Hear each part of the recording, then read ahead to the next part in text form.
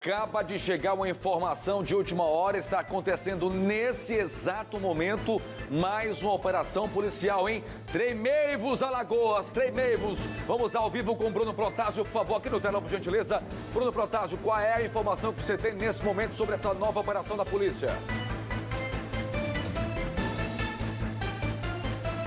Olá, Tiago. É mais uma operação nessa semana da Polícia Federal. É a fase ostensiva da Operação Marechal para desarticular uma quadrilha especializada em fraudes à Previdência Social. Segundo a PF, os trabalhos foram desenvolvidos com o setor de inteligência do INSS e foram expedidos pela primeira vara federal em Alagoas 14 mandados de prisão, sendo 12 preventivas e 2 temporárias, além de 20 mandados de busca e apreensão.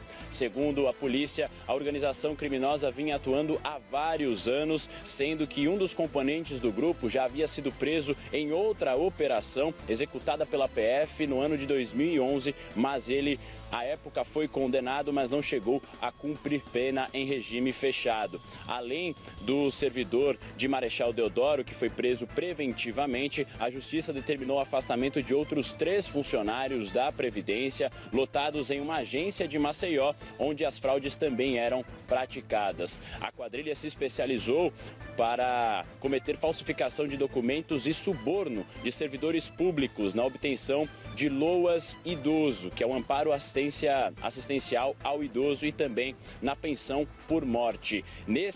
Em questão, a certidão de óbito era adulterada, modificando a data da morte do instituidor. A relação de dependência, segundo a PF, entre o beneficiário e o instituidor também era fictícia, já que eles não tinham nenhuma relação conjugal.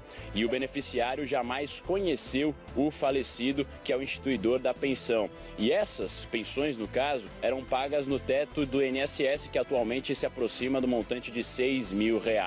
O líder do grupo é beneficiário de uma aposentadoria por invalidez sob a justificativa que seria amputado de uma perna. Mas durante as investigações foi revelado que esse indivíduo foi flagrado usando bermudas e não possui qualquer deficiência física. Ao todo, foram identificados pela Polícia Federal e pelo setor de inteligência do INSS 80 benefícios previdenciários que efetivamente vinham sendo recebidos pela organização criminosa, o que proporciona uma retirada mensal de mais de R$160 mil. Esses benefícios serão cassados imediatamente pela primeira vara federal e outros 193 serão bloqueados por determinação judicial. O montante desviado até o momento é estimado em R$9 milhões pela Polícia Federal. Já tem, inclusive, uma coletiva de imprensa marcada para a sede da Polícia Federal em Alagoas às 10h30 da manhã para dar mais detalhes sobre esta nova operação da PF aqui no estado. Tiago. Voltamos a falar sobre a nova operação da Polícia Federal para desarticular uma quadrilha especializada em fraudes, desta vez a Previdência Social. Vamos voltar ao vivo com o Bruno Protásio para nos atualizar. Fala, Bruno!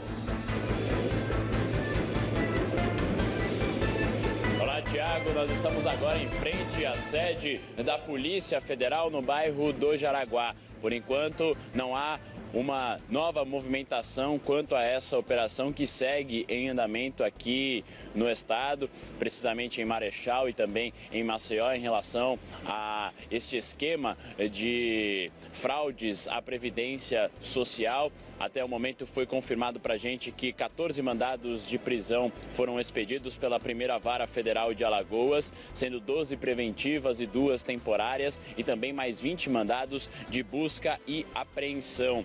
A quadrilha, a organização criminosa, vinha atuando em Alagoas, fraudando esses benefícios da Previdência Social há muitos anos, segundo as investigações da Polícia Federal. E especificamente, eles obtinham o amparo assistencial ao idoso, o LOAS idoso, e a pensão por morte. O trabalho está sendo conduzido, os presos, ainda não há confirmação de quantos mandados foram cumpridos, quantas prisões foram feitas e de apreensões até o momento, mas todos devem ser conduzidos para a sede da Polícia Federal, que informou que o montante desviado pode chegar até o momento em estimados 9 milhões de reais, segundo as investigações. Os presos vão responder por diversos tipos de crimes, como estelionato, petrechos de falsificação, falsidade ideológica, uso de documento falso, inserção de dados falsos em sistema de informações, corrupção passiva e corrupção ativa, todos do Código Penal, e as penas somadas podem superar 30 anos de prisão.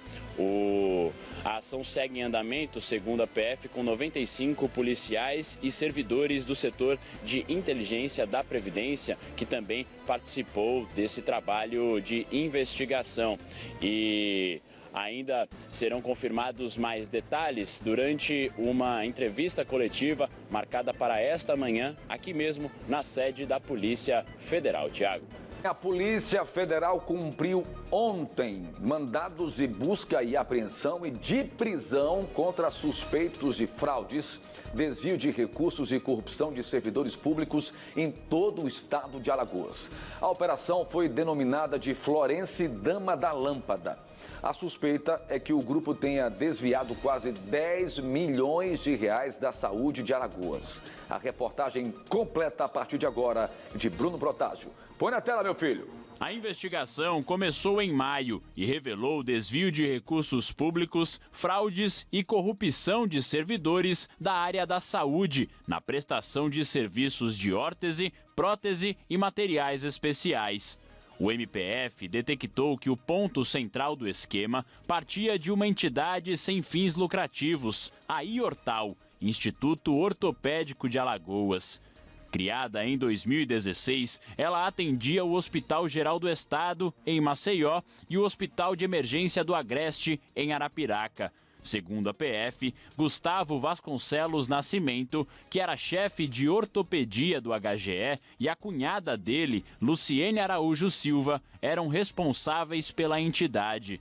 Eles utilizavam outras empresas, deles e de familiares, para a prática dos crimes. Nós conseguimos trabalhar aí com elementos prévios aí de provas, né, como um afastamento de sigilo bancário, fiscal e também de quebra de sigilo telemático, e-mails, essas coisas. E a gente teve a oportunidade de enxergar toda a organização criminosa por dentro, né, antes da deflagração dessa etapa.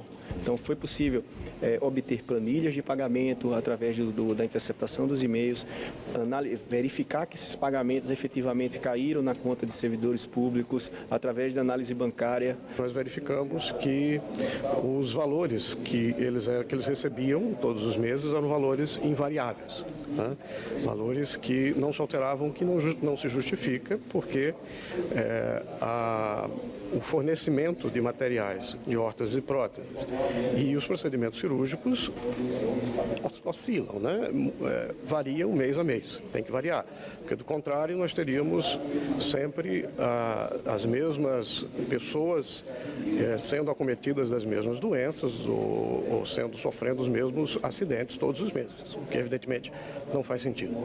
O esquema funcionou por quase 2 anos e meio e o que chamou a atenção durante as investigações é que em boa parte deste tempo a prestação de serviços do Instituto IORTAL para a Secretaria Estadual de Saúde aconteceu sem a licitação ou até mesmo contratos formalizados. A PF informou que servidores da secretaria recebiam até R$3 mil por mês como propina. Até o momento, a investigação aponta o desvio de quase 10 milhões de reais. Vamos verificar quanto houve de transferência de recurso público da União para o Estado, para a execução desse serviço. Chegamos a aproximadamente 28 milhões e 100 mil.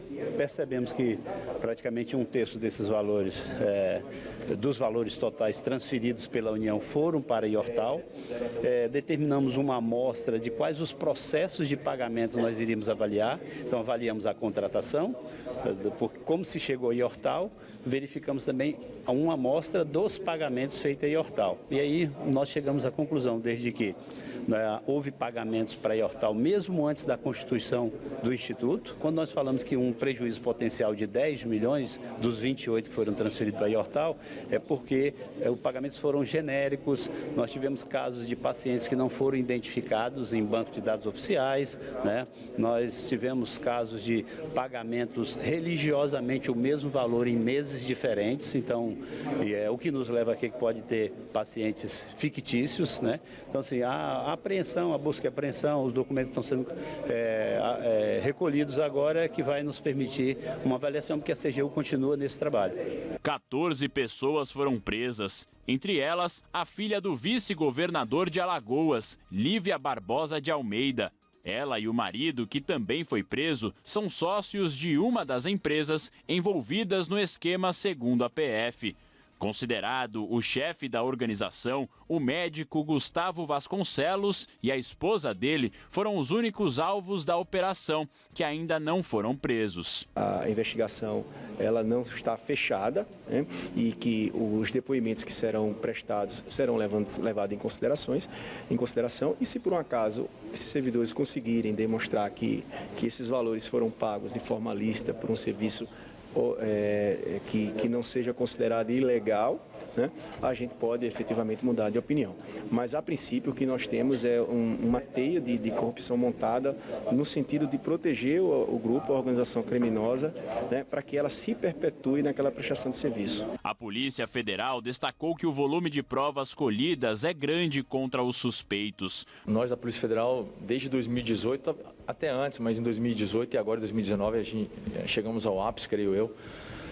Temos focado as nossas investigações em grandes organizações criminosas, que é onde efetivamente acreditamos que haja um ganho social maior. E realmente tivemos algumas investigações na área de educação, e essa talvez seja a maior na área de saúde, que é uma área também muito carente, não só em Alagoas, mas como em todo o Brasil. E foi bastante exitosa. Tivemos um conjunto probatório muito robusto nessa fase inicial. Não à toa justificou-se, aí houve fundamento para 16 prisões, a decretação de 16, das quais 14 já foram efetivadas, restando somente 2. E o trabalho muito satisfatório. No momento que nós estamos agora, que com o cumprimento das buscas, há uma coleta muito grande de informações que serão organizadas, catalogadas, indexadas, apresentadas à equipe de investigação, que vai corroborar com o conjunto probatório que já existe, ou eventualmente até trazer novas provas de novos envolvidos. Olha, a Secretaria de Estado da Saúde enviou uma nota sobre a operação, afirmando que acompanha atentamente as investigações da Polícia Federal e vai contribuir com as informações necessárias para auxiliar a apuração. Internamente, segundo a Secretaria, será aberta uma sindicância para apurar e punir o possível envolvimento de servidores do órgão. A CESAL ressalta ainda que tem atuado com transparência e contribuído para o esclarecimento dos fatos desde o início do procedimento. A nossa produção tentou um contato, inclusive, com a defesa dos alvos da operação, mas até o momento nós não obtivemos sucesso. O espaço está aberto para todos os envolvidos. Mais uma vez, eu quero conversar com o nosso consultor em segurança, Estael Santos, para falar exatamente sobre essa operação específica, Estael. Porque, veja, ficou muito bem claro que os desvios aconteciam aí, sabe, de forma escancarada, sabe, a torta direita, sem nenhum mínimo de preocupação, na cara dura mesmo, né? Bom dia novamente, meu grande amigo. Bom dia a todos. Eu percebo, antes de comentar acerca dessa situação, postura descarada, a importância e parabenizar a Polícia Federal nessa atuação, né? Tiago, apurar infrações penais praticadas em detrimento, que é o prejuízo de bens, serviços e interesses da União, é uma das muitas competências atribuídas à Polícia Federal. Então, estamos acompanhando uma operação policial que está combatendo, na verdade, algo que entristece a sociedade, que é o desvio de recursos disponibilizados à saúde pública. Então, recursos disponibilizados a tratar doentes. Ou seja, quando você rouba da saúde, você condena o cidadão de bem à morte. É isso que eu ia comentar. E finalizar realmente com essa fala. Eu não enxergo algo mais ilícito do que isto. né? Então, o recurso que era disponibilizado, nós sabemos, essa foi a sua fala, os gestores sabem disso. Se ele não chega até a pessoa enferma, esta pessoa, o necessitado, o doente, ele morre sem o atendimento necessário. Exatamente. Sem aquele atendimento digno, que é um direito dele, é constitucional. E todo dia a gente mostra isso aqui. Meu Deus do céu. Todo santo dia. E aí você falando dessa questão da cortina, né, eles realmente imaginam estar protegidos por essa cortina da impunidade. E volto a dizer que a gente não era para estar aqui comentando, né? A alegria não é essa. Não era para que isso não era para ter acontecido. A verdade é essa.